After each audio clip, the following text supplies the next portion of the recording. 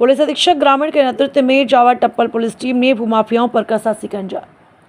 धोखाधड़ी व जालसाजी से जमीन की खरीद फरोख्त कर लोगों से पैसों की ठगी करने वाले 3 शातिर अभ्यस्त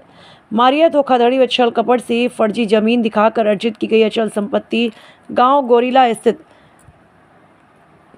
40,596,613 वर्ग मीटर भूमि कीमत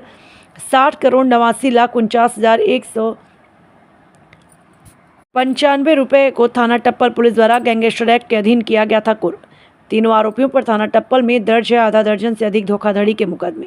श्रीमान वरिष्ठ पुलिस अधीक्षक अलीगढ़ श्री संजीव सुवन महोदय द्वारा शातिर व अभ्यस्त भूमाफिया अपराधियों के विरुद्ध कमर तोड़ कार्रवाई हेतु दिए गए आदेश निर्देश के क्रम में पुलिस अधीक्षक ग्रामीण श्री अमृत जैन के निर्देशन में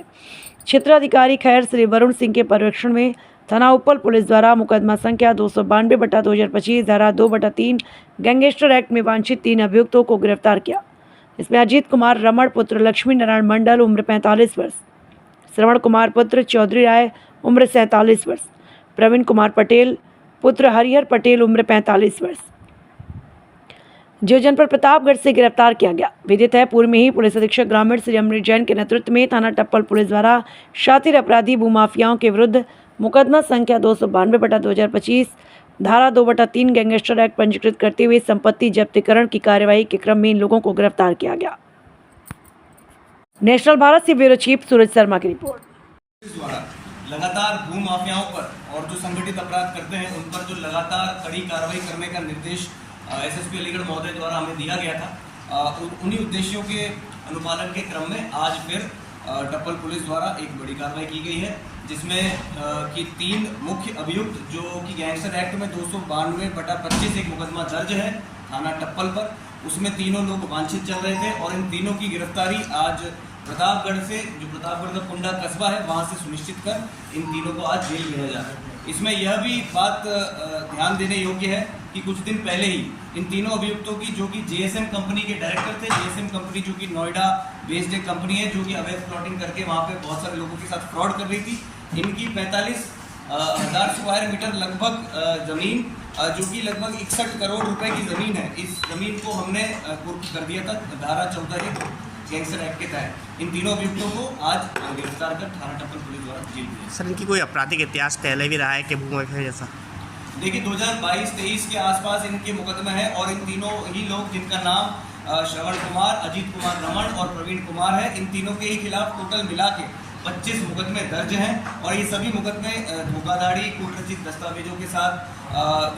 साथ धोखाधड़ी और इसके अलावा जो सार्वजनिक संपत्ति को नुकसान पहुंचाया जाता है उन अधिनियम में कुल मिला के इन्होंने वहाँ पे एक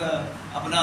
लैंड फ्रॉड्स का एक गिरोह बना रखा था, एक कंपनी बना रखी थी, उसके चलते ये लोग वहाँ पे फ्रॉड करते थे और सभी आपराधिक हिस्ट्री को देखते हुए हमने अभी ही थोड़े दिन पहले ही 292/25 एक गैंगस्टर एक्ट में मुकदमा इन पर कायम किया था और उसी मुकदमे ये वांछित थे और उसी में आज ये पकड़ के जेल गया। जिस जमीन को ये लोग बेचते थे वो जमीन किसकी? जो ये देखिए 3 से 4 तरह के वहाँ पे फ्रॉड करते थे। एक तो वहाँ जो स्थानीय किसान लोग हैं उन किसान लोगों से ही कुछ ज़मीनें लिखवा लेते थे और कूट रचित दस्तावेजों के माध्यम से वो जो कम ज़मीन लिखवा के ज़्यादा ज़मीन वहाँ पे उनसे ले लेते थे, हड़प लेते थे और उस ज़मीन को आगे बेच देते थे। दूसरा, जो दिल्ली एनसीआर बेस्ड जो स्मॉल इन्वेस्टर्स होते हैं या जो ज़मीनों में इन्वेस्ट करते हैं, उनको बुला के वहाँ कैंप लगा के उनको ज़मीनें दिखा के, कुछ नोटिफाइड ज़मीन दिखा के डीनोटिफाइड भेज देना, डीनोटिफाइड ज़मीन दिखा के नोटिफाइड बेच देना, या फिर दिखाना कोई और घाटा संख्या और बाद में जब वो कब्जा लेने जाते थे वहाँ पे कोई किसान खेतीबाड़ी कर रहे होते थे। तो इस तरह के फ्रॉड इन्होंने वहाँ की। इसके अलावा गेड़ा और राजस्व के साथ भी इन्होंने फ्रॉड किए, जिसमें कि बिना इनकी परमिशन लिए, बिना लैंड यूज़ की परमिशन लिए, बिना नक्शे पास करवा के इन लोगों ने वहाँ पे अवैध रूप से प्लॉटिंग की और जिसकी ध्वस्तीकरण की कार्रवाई भी हमने